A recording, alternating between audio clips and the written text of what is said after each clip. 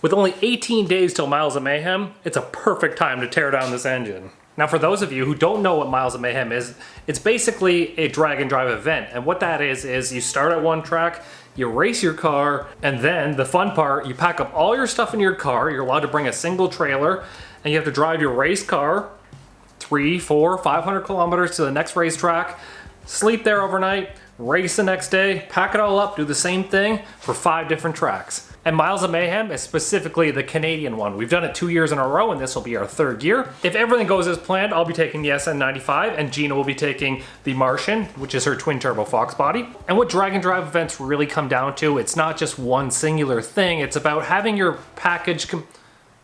That didn't come out right. You need to be fast, you need to be reliable, you need to be dependable, you need to be able to make quick fixes on the go if something does break. So the guy who has the fastest car theoretically might not be the guy who wins. And that's what I really love about it. That, and it's a really good time with friends. Now the parts that we need for the SN95 include head studs and head gaskets.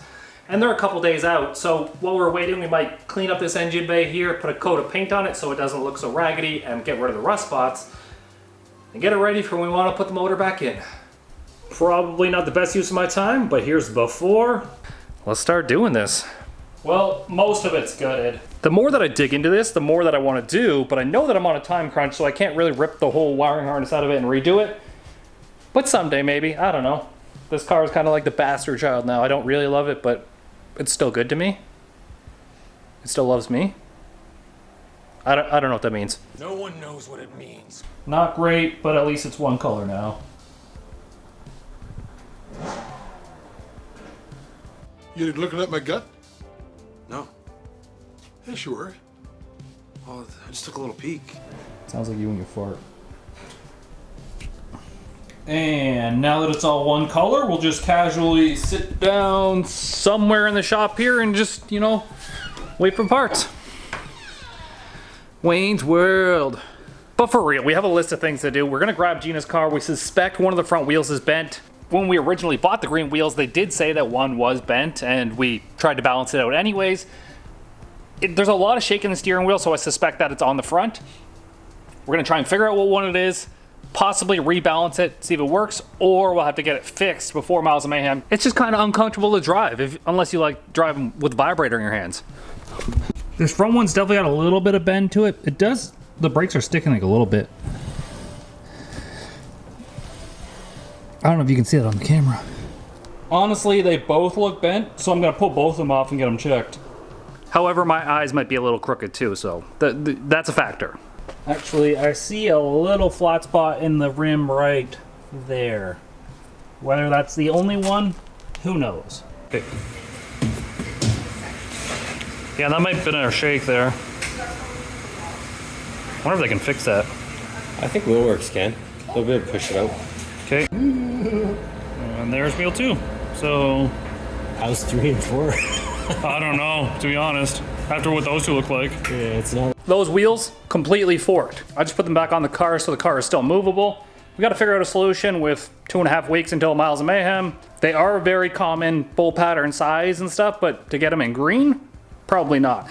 They're 5x4.5 or 5x114.3 and like 8.5 offset or 8.5 wide 35 offset. It's like an Evo wheel basically that's on there right now. But one thing I need to address on my own car, which is very sketchy and I don't know why it's done this way, but both of these brake lines are teed together here. So one of these lines on the top right here is coming from the front of the cylinder, one's coming from the back, and then they ultimately tee right there, which I don't know why they do that, but essentially if you lose one brake line, you lose all your brakes in a situation like this. So what I'm gonna do is I'm just gonna cap off this one, and that should, and then rebleed the brakes obviously, but that should give us brakes on everything again.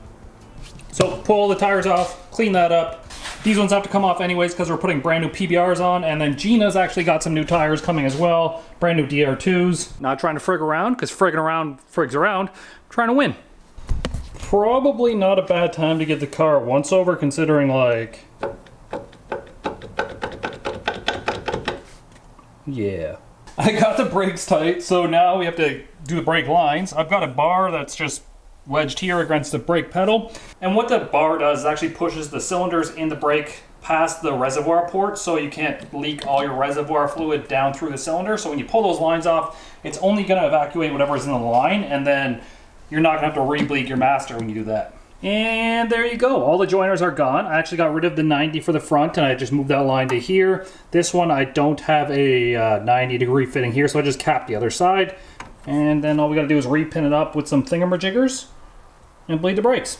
Yeah, you know, before we do that, we're probably going to check over all the brakes, make sure they're tight, though, because those are pretty important. Sometimes. I mean, you can't go fast if you're using brakes anyways, so counterproductive? Take them off. Take them off, right? Can you see it on the camera? Like maybe in certain lighting you can see it. You can see it, yeah. Can you? There's actually a spider web on my hat. Like, put it closer.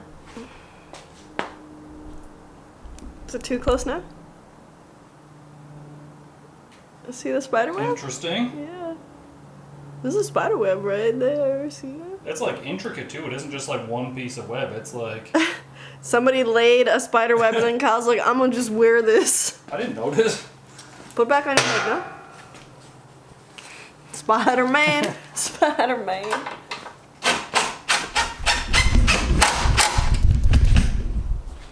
we go. Alright, so Gina's old alternator charges at like 13.6. It defaults that way, and there's no way to do it without pulse width. So that one's a 130 amp alternator. We just got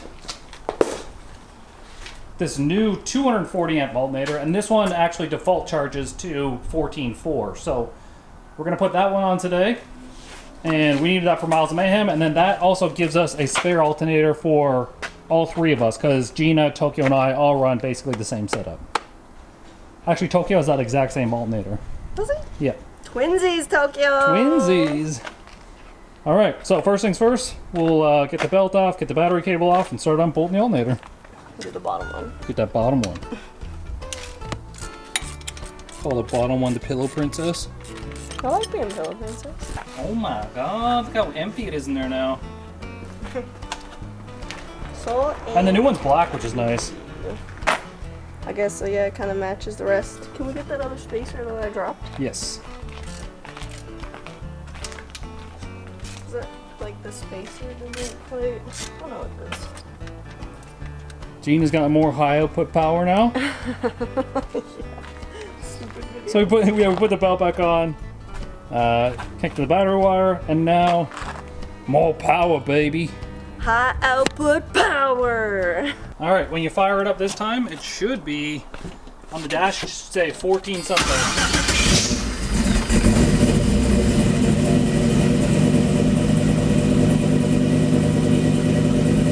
1469. Yeah! Is that good? That's good. 14.4. Good job, Lover.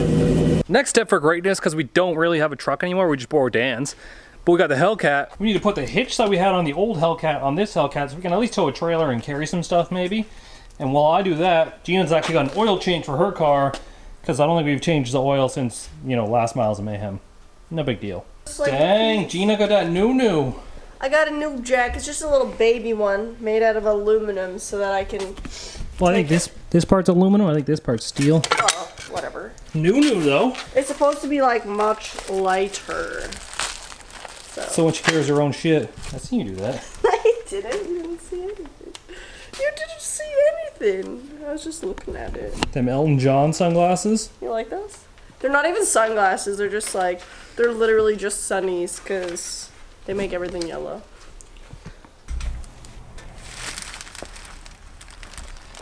Now you know what it feels like? Okay. To work on the ground? As if I never worked on the ground before. Never. Suck my I would if you had one though. I used to work in like the shittiest environment. You didn't even you wouldn't even know. Like we used to work underneath the centrifuge, and the oil pan on the centrifuge was probably like this big. Okay, and you had to there was a concrete base, and you had to lift it up into the centrifuge like this, but you were surrounded by like oil and shit. And it was disgusting. Out in the plant, it was way worse than this. Do I just let it Let it go into the pan. Let it piss. Let it piss! Oh, you treating your beep beep to some fluids? Yeah. Some new fluids? Take that lube, baby. That Rotella plus the Lucas oil, perfect. Junkyard motor stuff. Is that what that is? I just keep checking the bottle and see like how much.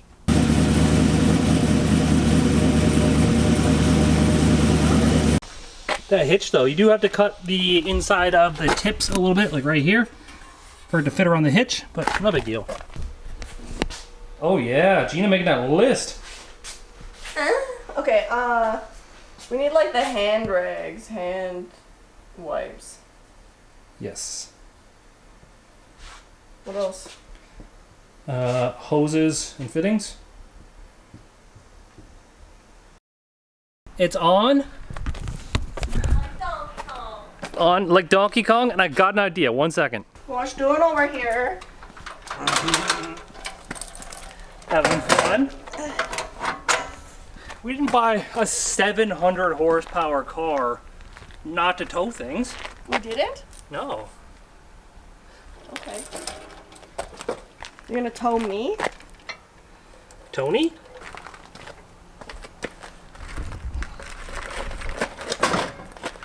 My muscles, get it up there.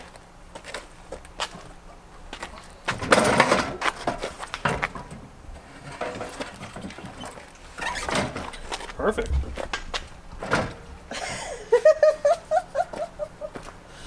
Is that not cool? Does it look silly? What you think about it? Kind of silly, kind of cool. I think it's badass. Maiden voyage successful. I wonder if I should ride this while Gina drives the car.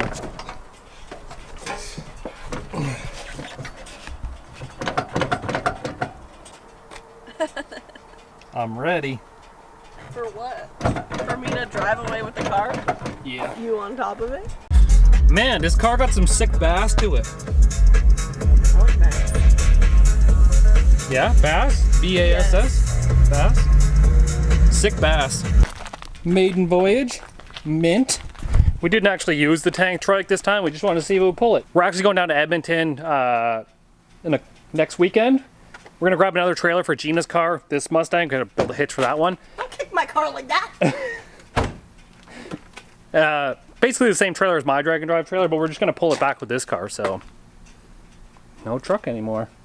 No truck anymore. If I kiss you, is it like kissing Elton? You would like that, wouldn't you? You know what? Probably time for a haircut. It's a little bit on the long side.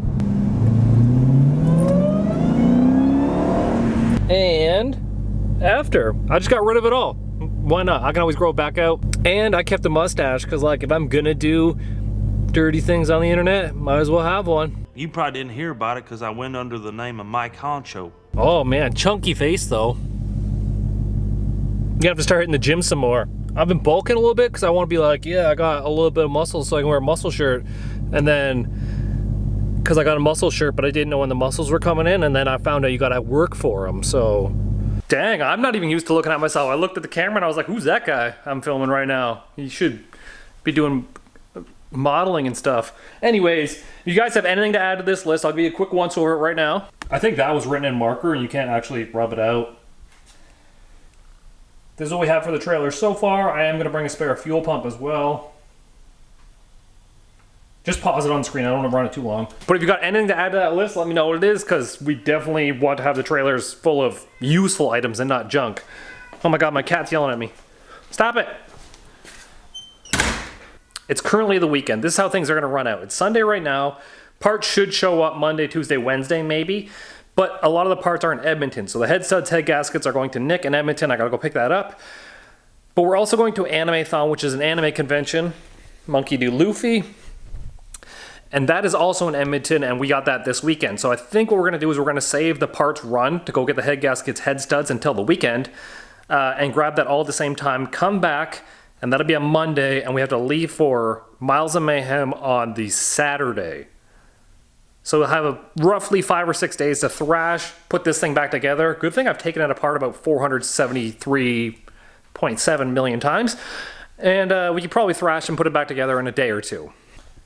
While it was apart, I did relocate a bunch of things. This power wire right here for the fuse box. I mounted the fuse box under the fender this time. I'm gonna put a bag around it just because it's kind of open to the elements right now. I redid the brake lines. I attached this brake line right here. I've got to redo a power wire for the alternator, but I've been doing a lot of the small things that I can do in the engine bay while it's out. Still got to build a coolant tank and a catch can for this car and for Gina's car, so maybe I'll start that soon.